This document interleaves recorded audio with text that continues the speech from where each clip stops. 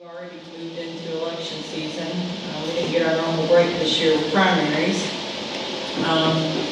But that's a good thing, because we had a lot of people really interested in stepping up and running, and it's always good to have more candidates than you can put in a slot than to have no candidates. So it's been good. But we've got a lot ahead of us, a lot of work ahead of us. And Andrew's already, been setting up everything and working with the candidates and the volunteer staff to recruit volunteers to run the coordinated campaign coming into the fall. And we're real excited about it, but we are real busy too. So, a couple of things that I just wanted to cover this morning is make sure that you keep up to date with what's on our website. We'll be listing all of the, various candidates for the various seats. I get a lot of contact from people asking about candidates. We also will be setting up meet and greets with the candidates. We encourage you to come out and meet all the candidates who are running for office. Especially, we have a lot of them that are going to be running in county-wide races, and you want to get to know them and hear their platforms and positions. And so kind of keep lookout on the website and in your email for notices of when these events are going to happen, and come out and meet these guys that are running. Even if you just come for a little bit of moral support, because running is hard. It is hard work. It is expensive work. And it really consumes a lot of your life. And so I want to recognize anybody who steps up to run. I see Amy's here today.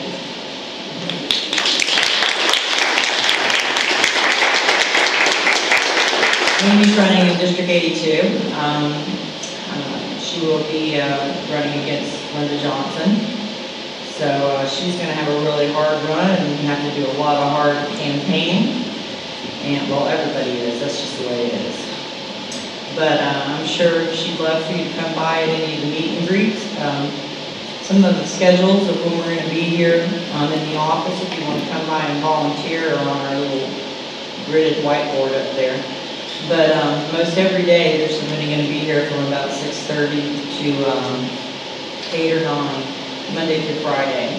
And then on Saturdays, I think from 1 to 9 or somewhere. Read from here. Age is catching up with me. And Andrew's going to be here mostly from 12 to 9 on Mondays. So feel free to drop in if you want to volunteer, make some phone calls,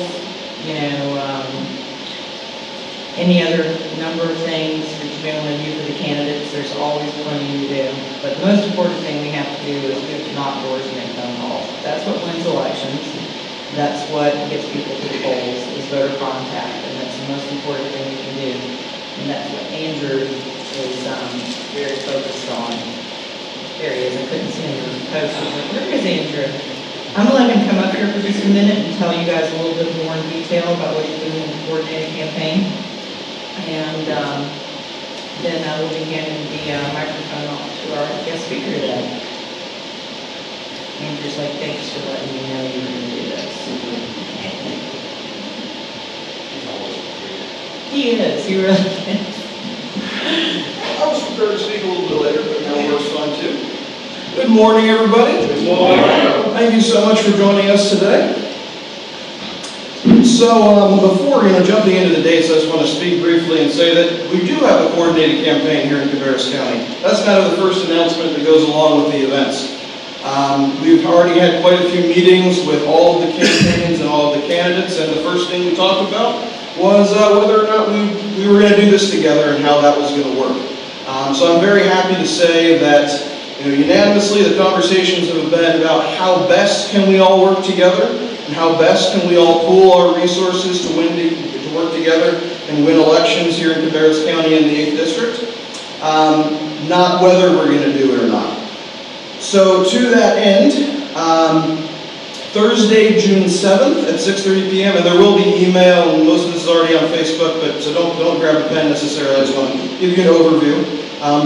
Thursday, June 7th at 6:30 p.m., And Saturday, June 16th at 1 p.m., we will be beginning our series of candidate get-togethers and campaign orientations, where the candidates will be speaking, taking questions, discussing issues and such in small groups with the folks who attend. And these events are open to anyone who is planning to support a Democratic candidate this year. We will also be having our first open meeting for the coordinated campaign on, let me just check here, on June 13th at 6:30 p.m. here. Once again, that meeting will be open to everyone who is planning on supporting a Democratic candidate in Cabarrus County this year. We will be also moving forward with volunteer recruitment, both through our personal networks in the campaign and reaching out directly to folks over the phone. And we will have the schedule for that on Facebook events moving forward. It's not exactly Monday through Friday because we have quite a few meeting dates, but it will definitely be 12 to 9 every Monday. And let me just make sure I'm not forgetting anything big. Nope, that's about it. So please come to one of our meet and greet events, 6:30 p.m. this coming Thursday or 1 p.m. Saturday the 16th, and learn more about how you can get involved in electing Democrats here in Cabarrus County. Thank you.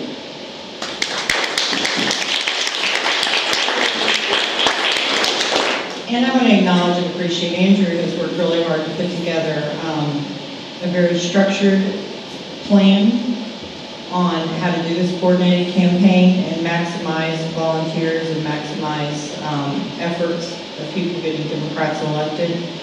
And it's pretty impressive. And Amy, I guess you could probably even speak to that, but it's pretty impressive how structured and organized he's got it.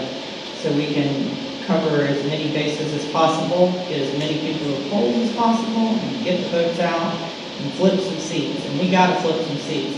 I don't know if you guys have seen the latest stuff with the budget going on. Right. You know, they want to defund the schools at the state level for the most part. Maybe municipalities have to totally support all the schools in their local area. So, you know, you get about all your property taxes kind of go up to the state and then come back down to the school to some degree. So imagine if that burden has to shift locally and the state still wants to keep the property tax.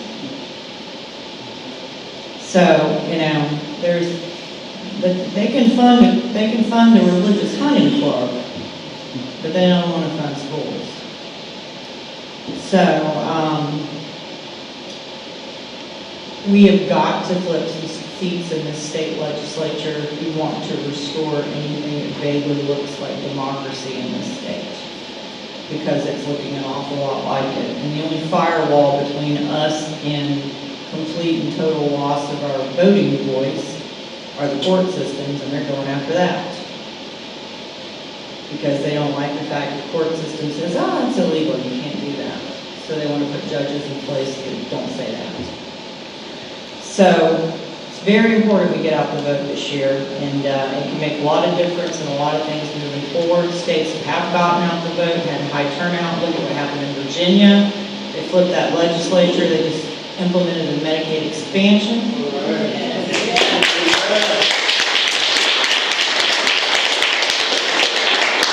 Whereas here in this state, they're figuring out how to cut it back more. So there's a difference. That's what happens when you get people out to the polls. You know, we don't even know what's in that budget. Bits and pieces of it. I mean, it's this thick. And they used a loophole to even push it through without the normal process. So, kind of reminds me of the old thing from Schoolhouse Rock, taxation without representation. Because when they refuse to allow anybody to select group of people to be involved in that process, we're not represented. The only way we're going to change that is if we put people up there who will represent us. And that's what we got to do. And we got to work hard to do it. So, speaking of someone who is in office who represents us, this is time I'd like to turn the mic over to Beth. She is the state auditor, and she has things she wants to talk to y'all about.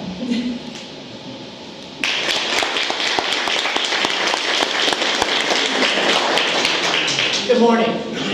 It is a pleasure and honor to be asked to be here this morning and to talk with you. A couple things. I just sort of want to give you a little bit of my background so that you can understand the passion for the State Auditor's Office. And then I want to talk about some of the audits that we've been doing and how they affect all of you. So I'm Route 1 Code City Farm Girl. For people that don't know where Route 1 Code City is, it's about 18 miles outside of New Bern. And people say, well, why don't you say you're from New Bern? Because I know where that is, and I said, because I ain't. I'm from Route 1 Code City, farm girl, and I'm so appreciative of that. Brooklyn Farm, we raise tobacco, hogs, corn, soybeans, work the fields along with the hired hands. We didn't have hired hands, we were the hired hands. And put in some hard days, but certainly I know what it's like to be in a family where it's tough to make ends meet. And so that was sort of a great preparation for the job I'm in today. Because as I move through life, I eventually end up as a state auditor in North Carolina, and I'm in that agency. That is the agency that audits how your tax dollars are being spent in Raleigh. And those are hard-earned tax dollars. And to give you some idea of the magnitude of what you're sending to Raleigh, we have about a $43 billion operating budget. It comes in two pots. There's $22 billion in like local money. In other words, it comes right out of our pocket, goes right to Raleigh. And that number is made up of $11 billion of state income taxes that we all pay. So half of that $22 billion comes out of our pockets in state income tax that goes in Raleigh. And then, whether you pay taxes or not, income taxes, every time you go out and make a purchase, there's $6 billion in sales taxes that comes into Raleigh. And then, if you own your own business, another $1 billion. So in that first pot, there's 3 line items that make up over 3/4 of that pot. And then, the other pot is federal dollars. So now we pay federal income taxes. It goes to Washington, D.C., comes all the way back into Raleigh, North Carolina, in the form of federal grants. So that's Medicaid, food stamps, money for clean water and air, money for transportation as far as building roads and bridges, money for student financial aid for our universities and our community colleges. So our job is to get out there and audit these dollars and make sure they've been recorded properly, but I think more important to you and I is that they weren't wasted. Your tax dollars are hard-earned, aren't they? Those you're sending to Raleigh are hard-earned. I want to make sure they're not being wasted. So I'm looking for Democratic candidates that will go up and push the right programs, but I'm looking for people that will come to Raleigh and hold those who are spending our tax dollars, hold them accountable for how they're spending our tax dollars. People ask me all the time, they say, Beth, you are in every agency. I have better access to state government, the universities, the community colleges, the clerks of court. I have better access than the SBI. The SBI has to have a reason to go in and look at something or somebody.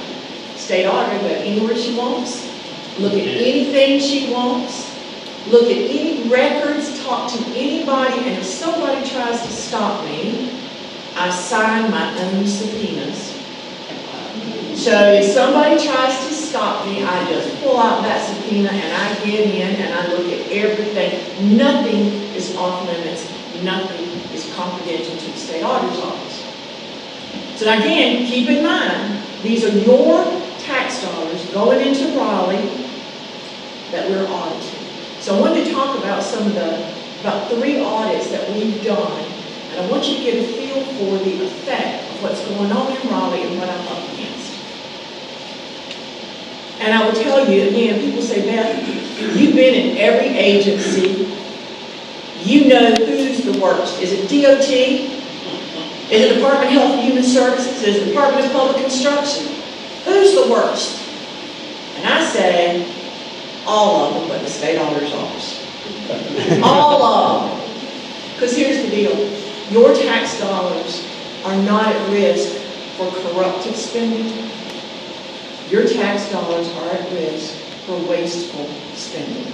For wasteful spending. And it's not because Roy Cooper's got bad people up there, or Beth Purdue had bad people up there, or even Pat McCrory had bad people up there. What it is that state government is such a huge machine. It's like trying to turn the Titanic on a dime. And it just doesn't work that way. So we'll talk about a couple things that, because, I wish wasteful spending was against the law. But it ain't. Wasteful spending is not illegal. And it's going on in every agency we touch. So to give you an example, I'm going to start out kind of small. I had a call on my hotline. State Auditor's Office is required to have a hotline so people can call in if they think state or federal money is being wasted or it's been abusively spent or illegally spent. They call in my hotline. So I had this phone call, and somebody was telling us that a supervisor at the Department of Administration asked one of their employees to go paint his house on state time. Okay? So then, supposedly a few months later, the same supervisor asked the employee to come back and do the trim work on state time. So we jumped all over that one. We jumped into that one, and we went and took a look. And I went and sat down with the secretary, the current secretary of Department of Administration, and I said, Madam Secretary, I'm here to tell you we are not going to put out a report because we could not prove that the person went and painted this guy's house on state time. Now, he did paint it, but he also has a painting company on the side, okay? So he did paint it. I said, but I can't tell you that the guy painted the house. I said, what I can tell you, I said, is that I can't prove he didn't. I cannot prove he didn't. Because here's what happened. The man was putting his time into the state's time system. And then within that department, they have a separate system. And it keeps up with where he goes to paint. So if he comes to paint over at the state auditor's office, he charges that to a particular job number. If he goes over and does some painting at the governor's office, he puts that on a separate code. So when my staff tried to reconcile the hours he was paid for out of the payroll system and the side system, over 7 months, we couldn't account for 425 hours. So we took it back to the supervisor and we said, what's going on? He said, oh, I got it. He said, the man was in training for 30 hours. Now, I'm not real sure what kind of training a painter goes to for 30 hours over 7 months, which is okay from that. And he said, and he had administrative time 4 hours a month for 7 months, 28 hours. So that wasn't 3 hours 1 month, 2 hours 1 month, and 1 hour next month. It's 4 hours each month. I said, okay, we'll give him that. And then he said, and when it's a job in progress, we don't track that by a job number until it's finished. And that's 100 plus hours. I said, okay, we'll give them that. In the end, over a 7-month period, there was 240 hours that could not be accounted for. The man couldn't tell us where he was during those 240 hours, and his supervisor could not tell us what he was doing for 240 hours. Now, in that one division, there's 105 employees.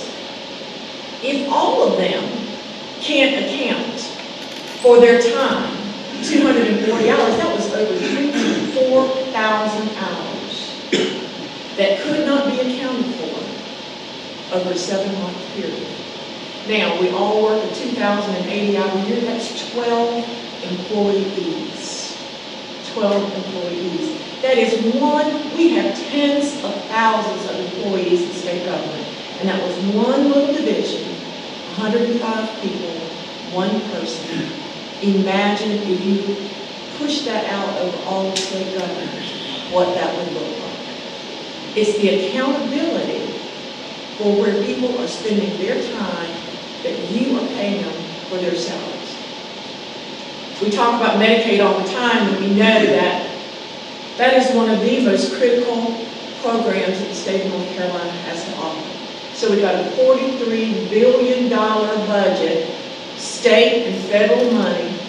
We spend $14 billion on Medicaid. $14 billion. We spend another $14 billion in education. That's $28 billion of the 43. Do you find that ironic? 14 in Medicaid and 14 in education. Education, we try to educate people so they won't have to be on welfare. Medicaid is when they have to be, we take care of them. Those are the two biggest competitors for our tax dollars in state government. So we concentrate on Medicaid. The General Assembly came along and they said, Madam Auditor, we want you to go out and audit the eligibility determination of people that are on Medicaid. Medicaid is a $14 billion program. It's run by the state. We own the computers. We pay the bills. But Medicaid eligibility determination, who gets on the program, who gets rejected from the program, is done in each individual county at the Department of Social Services. 100 counties, okay? We know that the state of North Carolina is a pay and chase. So you send the money out, and then you go check to see if it was spent right or not, right? So what you want to make sure you do is that you're spending it on people that are eligible, okay? So the General Assembly said, we want you to go out and audit eligibility determination and determine, are the counties determining eligibility correctly, and are they doing it timely? Now the federal government only cares if we're paying for people that should not be on the program. The General Assembly sent me out to check and see, are there people on the program that shouldn't be, but were there people rejected that should not have been? So I couldn't go and audit 100 counties. There's just no way, I didn't have the staff. So we picked 10 counties. We picked the 3 biggest that's spending the most Medicaid money, Mecklenburg, Lake, and Guilford. We picked a middle-sized county, Rowan, and then 6 really little counties. We picked urban, suburban, and rural. We picked north, south, east, west. So we figured we sort of got a great representation of what North Carolina looks like, right? And we got the 3 biggest. Here's the results that we came up with when we finished that audit. 10 counties we looked at, only 1 was getting it right. 9 out of 10 counties, their error rate was between 5% and 21% errors. 21% errors. The federal government says that when we go out and perform eligibility, the error rate should be around 3.2%. Let me tell y'all how the top 3 came out. Wake County, 5%. Mecklenburg County, 9%. Mecklenburg is the biggest spender of our Medicaid money. Their error rate was 9%, 3 times what the Fed said it should be. Guilford County, the 3rd largest spender in the state, was the 21%. The 3rd largest spend in the county, 21%. And understand, that was people that are on the program that shouldn't be, but there were people that were rejected from the program that should not have been. Can you imagine needing health care, medical coverage, and you qualified, and they rejected you? And the appeals process, I mean, who can go through that? It is so tedious and hard. So, the other thing we noticed when I talk about accountability, so we stepped back and we said, okay, how many applications, new and renewals and new applications, how many applications is a caseworker in each of these counties, how many do they process in the course of the year? So we looked at the 3 largest, And for Mecklenburg County, they processed 384 applications per caseworker per year. But their error rate was 9%. Wake County was processing 550 applications in renewals per year, and they only had a 5% error rate. Guilford was processing over 800 applications a year, but they had a 21% error rate.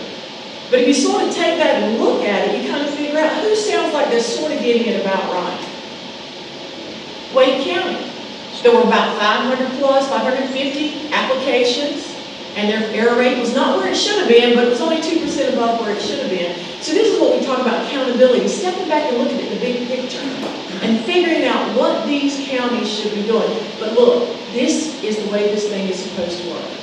I took this audit report and I went to the General Assembly and I said, here's the results. Here's all these error rates, only one county, and I have to toot their horn, it was little tiny Wilkes County was getting it right. Their error rate was less than 1%. And I'm a skeptic. We had an expert. We hired a vendor to come in and manually redetermine eligibility. And I said, there's something wrong with the person that processed Wilkes County. Everybody else is, through the roof, their numbers through. Something's wrong. I said, give those Wilkes County applications to somebody different. I'll pay y'all and make them do them over. They did them over. The results were the same. Wilkes County is doing it right. Wilkes County is doing it right. So take this information, go to the General Assembly, and they passed a law. And the law told the Department of Health and Human Services, when I sat down with the Department of Health and Human Services and told them we were going to do this audit, I had this little kid sitting there with a little bow tie looking at me, and he said, well, when you go out and audit the counties, you can't hold us accountable for what they're doing. I said, excuse me? He said, you can. I said, I absolutely can. I said, you own this program. It's a state-administered program. This is no different than if we hired a vendor. We're supposed to make sure they're doing it right. We interviewed all 100 counties. My staff called all 100 counties and walked them through a survey. One program, one set of criteria for determining eligibility, and all 100 was doing it differently. All 100 was doing it different because the Department of Health and Human Services not making them do it like they're supposed to. So the General Assembly heard my report, passed a law, and told the Department of Health and Human Services on March 1, 2018, we expect you to show up with a plan to fix what the state auditor found. And they said, and I thought this was pretty smart, they said, and when you put that plan together, give it to the state auditor and let her review it. We found 4 problems. We found 4 problems with the plan and told them if we don't correct this, and this, the plan is not going to work. So this is the way this is supposed to work. I'm supposed to find it. Somebody's supposed to go fix it, right? So now, there is a plan out there where the Department of Health and Human Services is supposed to send their people out to all the counties all year long and make sure that they are making sure that all the right people get in the plan. I cannot imagine needing health insurance and not being able to get it because I was incorrectly rejected. And of the 10 counties, and I can't remember the 2, I found that the rejection rate was pretty high. Made me sick to my stomach. I am a 2-time cancer survivor. Chemotherapy, the second time, because they caught my cancer so early the first time, I didn't have to have chemotherapy. I cannot imagine what my life would be like had I not been able to go to the doctor regularly, get the exams, and they find the cancer that early on. And then the third audit I'll tell you about, I'm sure y'all read about it. Cardinal Innovations. Cardinal Innovations. That's a LME MCO. And this is where It looks like Medicaid reform might be headed. I have told the General Assembly, do not think that because you're going to the LME and MCOs that my work is done. Right now, I audit to make sure that the right people are getting in the program for Medicaid, and then I make sure that the payments to the doctors are what they should have been. When we go to LME and MCOs, because what we do is we pay an LME and MCO, we pay them a per person amount per month. And they are supposed to get medical care for whoever's in their program. The problem we're going to have there is that whoever is in the LME MCO, when they spend the money on helping people get their medical care, anything left over they get to keep. So you want to make sure that they're not holding back medical care so they can keep the money that they don't spend. And I find it interesting, and I learned this on Cardinal Innovations when we were looking into that situation there. Medicaid money comes in from the feds.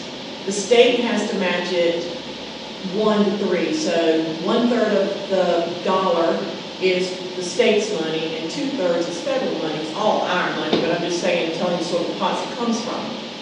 So when it comes in the door and we give it to an LME MCO, whatever, again, I said that they don't use, they get to keep. So Cardinal Innovations, when those monies came in the door, they built up $70 million over 2 years that went to their bottom line.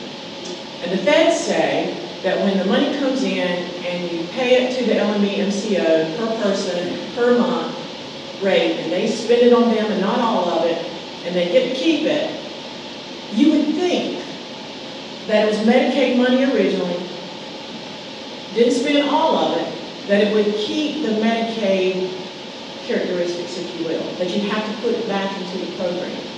Not true. Once it comes in the door and you spend your money on Beth Wood and all that she needs, and there's money left over, you get to use it on anything you want.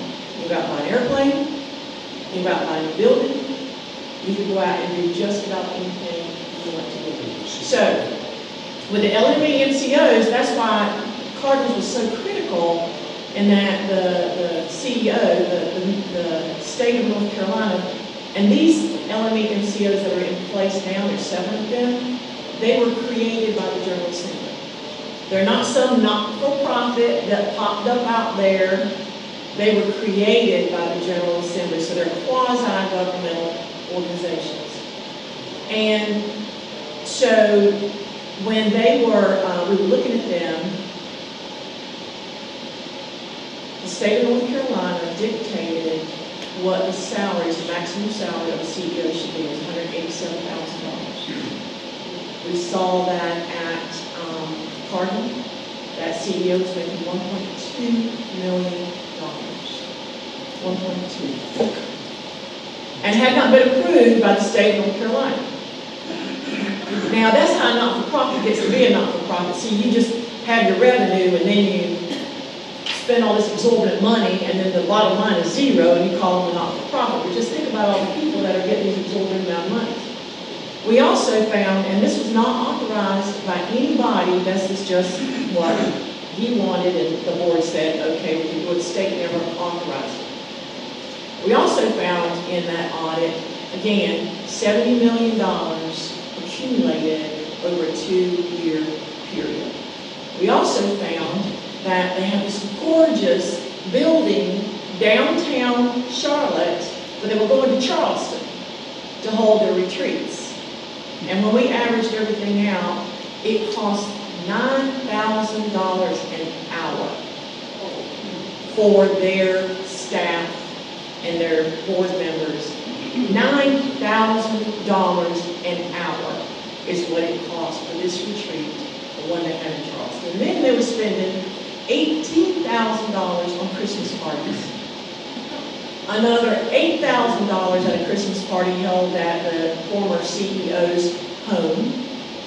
And yet, for this LME MCO, there is a wait list of people who need help.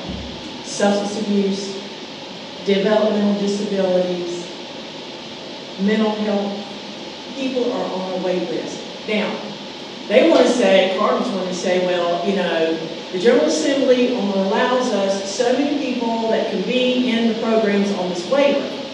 But the bottom line to that is, even if a person's not in the program, you can still provide them with some services. And there's $70 million sitting in the kitty that we could have been helping some of these people on the wait list. But here is just the thing that is just sort of astounding to me. And that is, we want to say, well, the feds say this is not Medicaid money anymore, so we can do whatever we want to with it, when in reality, the integrity and the morals of the person should be, we trusted you with that money. There are people who still need help. You got it in the kitty. There are no stakeholders or dividends that can be paid out. You're just sitting on the money. And yet, we weren't offering all the help. It just, again, I was just telling this couple over here, I am so blessed that I don't need the services that the state of North Carolina has offered, but there are many out there that do.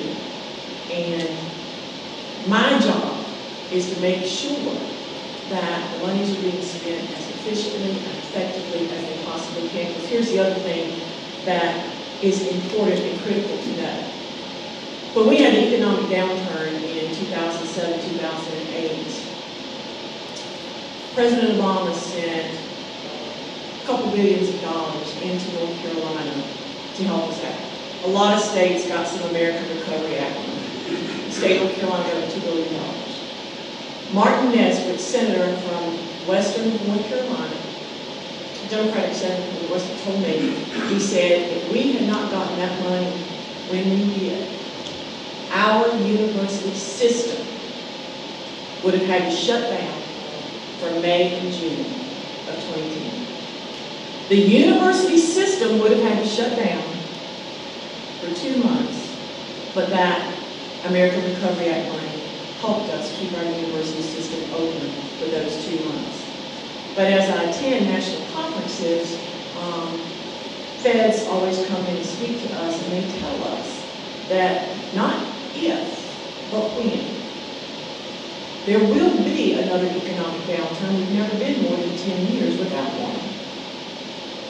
He said when the next one hits, it's going to feel worse than the other one because we haven't fully recovered. The rural area of town, the state is not fully recovered. It's going to feel worse than it should. And he said, and just know, the federal government does not have the money to help us out the next time. So the state of North Carolina's got to get its act together and make sure that we're spending the money as efficiently and as effectively as we possibly can so that we can continue to offer all the programs that those who need it, that they can get it. Because when you run out of money, it doesn't matter if you're an R or an E, you can't fund nothing. And my job is to make sure that people are being held accountable for how our tax dollars are being spent. So I just want to give y'all, it's not quick, I could talk about this stuff forever. But that is what I've been working on for the last year and a half. Those are some of the audits that we've been working on. And again, I appreciate so much the opportunity to come and talk to you about what we're doing. When I was in the state auditor's office, I worked under Ralph Campbell, that's who hired me. I started at the bottom and worked my way up to director of training. And as I was training staff, they would say, nobody cares about what we do. Why do we have to do a good job? Nobody cares. Nobody knows what we're doing. So letting me come and talk to you and telling you and explaining to you what my staff are doing for all the citizens of North Carolina is critical. Because when we hold our staff meeting in July, and it won't be $9,000 an hour, that we were putting on, it'll be more like $2.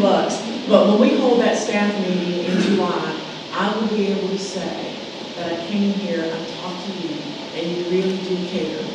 That I've absolutely got the most talented, most committed staff that State Auditor's Office has ever had in its history. And I can tell them that you really do care. Thank you.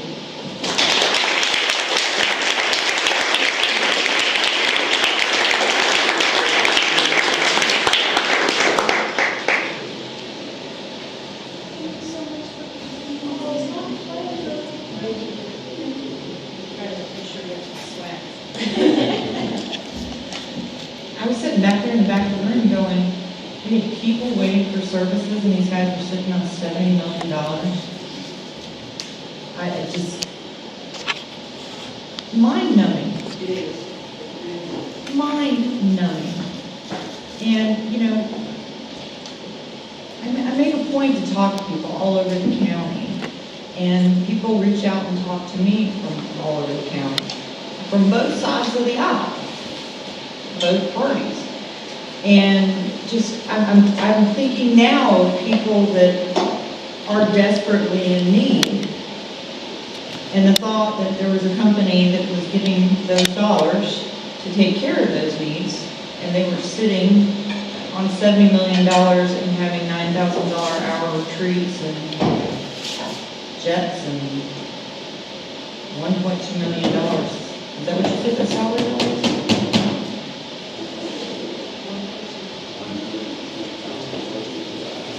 You know,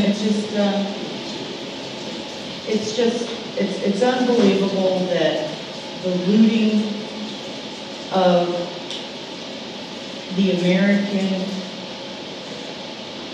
and its assets, taxpayer assets, it's investment, public investment, it's looting of public investment for private benefit. And it's just unbelievable. Buying $1,500 pins? Huh? Buying $1,500 pins. The guy in the EPA, Scott. $1,500, bought 12 of them. Don't even get me started about the federal level. All I got to say is golf cart. You know, it just, it boggles the mind, and this is why, you know, talk to your neighbors. Get out there, talk to your neighbors. When you're talking to people, tell them, you know, hey, did you know this? People talk about wanting to cut, you know, Medicaid dollars because there's too much spending. Well, guess what? People were like on a wait list, not even getting what they should be getting. And the money that was supposed to be helping them was just being spent on partying. So, you know, it's very, very important. Dawn, could Madam Auditor take a couple of questions, friendly questions? You can talk to her afterwards. Does that sound good? We've got a couple other things we got to do, and I don't want to keep people too long here today. So, real quick, a couple of things I want to cover. First of all, I want to thank the wonderful Bob in the back. He cooks this wonderful food every single breakfast that we have, and I'm glad that it's only once a month because I'd probably weigh considerably more if I was getting Bob food every week because it's very good and I like to eat. But Bob pretty much volunteers and contributes his time to do this, and he does an amazing job for us. Now I'm going to hand the mic over real quick to Mary and Kent because they'll let you tell you why they're up here.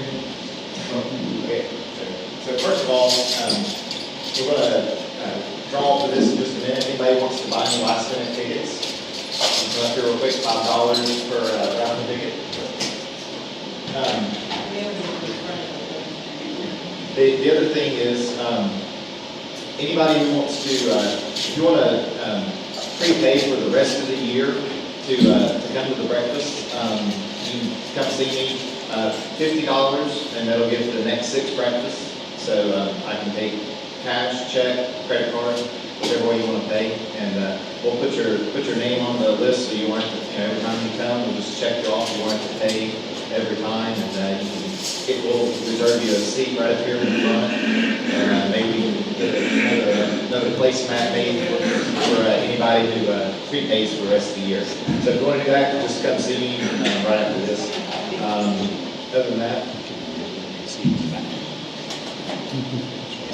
Okay, and we want to thank Regina for this beautiful picture that she donated.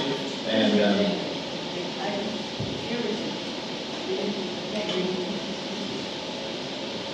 so if nobody else wants to buy any, we'll go ahead and pick one. We'll let Regina draw the name out of the cup. Okay. And the winner is Sophia Wilkerson. Is she here today? Okay, well, we got her phone number on here, so we'll give her a call next to everybody who participated in the raffle. We really appreciate it. We'll take all this money and use it to keep the lights on in here and keep having these events. And we really appreciate everybody coming out and donating money, time, whatever you can do. We really appreciate it. Thank you. All right, so I'm going to go ahead and wrap things up, I think, real quick. They have to leave? Yes. Yep. She had to jet out, but Mark Shelley's in the back. If you wanted to come up and speak just for a few minutes real quick. Mark is going to run against, or he is running, not gonna, he's running against Paul Newton. And I just got to say, I looked at Paul Newton, I've heard some stories about him. I looked at his legislation record, I looked at some of the bills he submitted, none that have got passed. I haven't quite figured it out yet, but for some reason, he's hated almost as much as Larry Pittman. I don't quite know why, but there's just a negative tone around that man. So we need to get a positive tone in his place. And Mark's going to talk. Well, in defense of my opponent, I would say that he is a very nice man. And in all other circumstances of business or life, he would probably be a very reasonable person who we would sit down and talk to. But in the climate in Raleigh, he is not a recognized power broker anyway. And he votes with the right wing, as most of the Republicans do. And I think that is exemplified in the budget process. And my biggest complaint about the current environment is that our legislators are not listening. We had a loud voice in Raleigh a couple of weeks ago, and there was a post on Facebook that Senator Newsom refused to meet with teachers. Legislation was introduced 2 weeks later that had teachers compensated in the manner of 5% increase, bringing them closer to the national average of teacher compensation if they would carry weapons in school.